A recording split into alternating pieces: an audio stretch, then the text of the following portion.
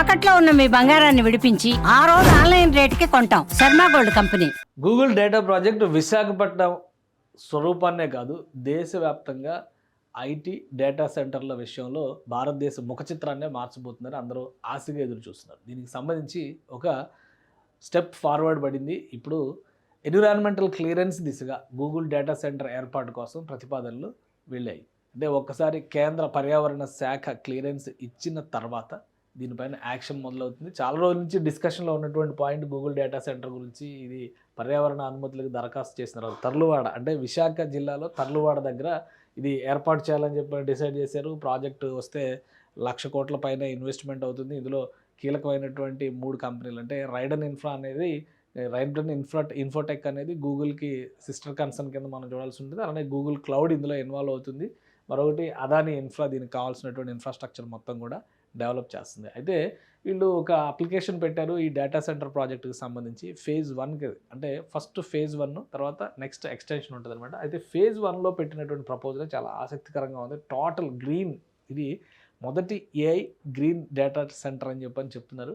So దీని proposal చూస్తే చూడండి, మొత్తం కూడా గ్రీన్ కలర్లో ఉన్నటువంటి ప్రపోజల్. ఇది ఎన్విరాన్మెంటల్ క్లియరెన్స్ కోసం ఇచ్చారనమాట. టోటల్ ఆ ఏరియాని ఈ గ్రీన్ మార్కింగ్ ఉన్నదంతా కూడా గ్రీన్ బెల్ట్ కింద డెవలప్ చేస్తారు. ఈ ఏరియా మొత్తం చూస్తే ఈ సైట్ మొత్తానికి కూడా క్లియరెన్స్ వచ్చినప్పుడు కూడా వేస్ట్ మేనేజ్మెంట్ వీటన్నిటికి సంబంధించి కూడా సపరేట్, వాటర్ మేనేజ్మెంట్, ఎలక్ట్రిసిటీ వీటన్నిటికి సపరేట్ ఉంటాయి. బట్ అన్నిటికంటే ఇందులో గ్రీన్ కవర్కి ఇచ్చినటువంటి ప్రయారిటీ. ఇక్కడ గ్రీన్ ఏరియా అని చెప్పని మెన్షన్ చేశారు.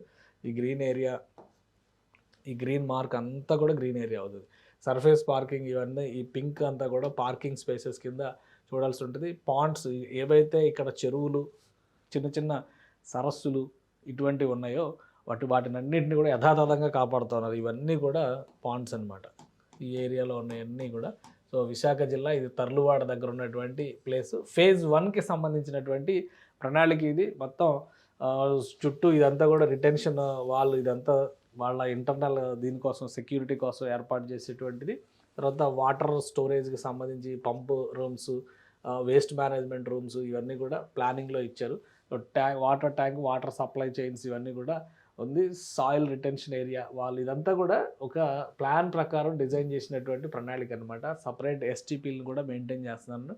పర్యావరణానికి ఎలాంటి హాని కలగకుండా ఉండే విధంగా ఒక సమగ్ర ప్రణాళికతో దీన్ని రూపొందిస్తున్నారు. సో ఫేజ్ 1కి సంబంధించి భూమి పూజ జరగాలి. వాస్తవానికి మార్చిలోనే జరుగుతుందని చెప్పి అందరూ భావించారు. కానీ ఎన్విరాన్మెంటల్ క్లియరెన్స్ ఇంకా పెండింగ్లో ఉంది.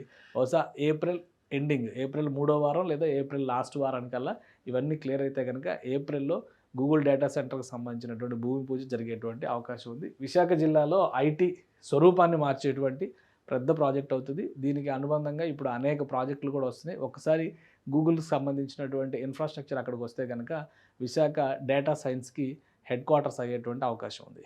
మరొక విషయం ఏంటంటే, ఇప్పుడు ఇరాన్ ఇజ్రాయెల్ యుద్ధం తీసుకొచ్చినటువంటి అనేక సవాళ్లు విశాఖ లాంటి సురక్షిత ప్రాంతాల వైపు అంతర్జాతీయ సంస్థలు ఎదురు చూస్తున్నాయి. సబ్సీ కేబుల్కి సంబంధించి దాదాపు 80-90% డేటా కనెక్టివిటీ ఇచ్చేటువంటి సబ్సీ కేబుల్ ఇప్పుడు స్ట్రైట్ ఆఫ్ హార్ముజ్ దగ్గర తీవ్రమైనటువంటి ప్రమాదం మధ్యలో ఉంది. ఏ క్షణంలో ఏం జరుగుతుందో తెలియనటువంటి ఆందోళన ఉంది. ఈ ఘటనలన్నింటినీ పరిశీలించిన తర్వాత విశాఖకి చాలా ప్రాధాన్యం పెరుగుతుంది. ముఖ్యంగా ఈస్ట్ కోస్ట్కే కాదు, ఈస్ట్ అండ్ వెస్ట్ కనెక్టివిటీలో విశాఖ చాలా ముఖ్య పాత్ర పోషించేటువంటి అవకాశం ఉందని కూడా అందరూ భావిస్తున్నారు. సో అదే తరుణంలో ఇక్కడ ఎన్విరాన్మెంటల్ క్లియరెన్స్కి పెట్టినటువంటి ప్రపోజల్ ఇది క్లియర్ అయిన తర్వాత వచ్చే నెలలో గూగుల్ డేటా సెంటర్కి భూమి పూజ జరిగేటువంటి అవకాశం ఉంది.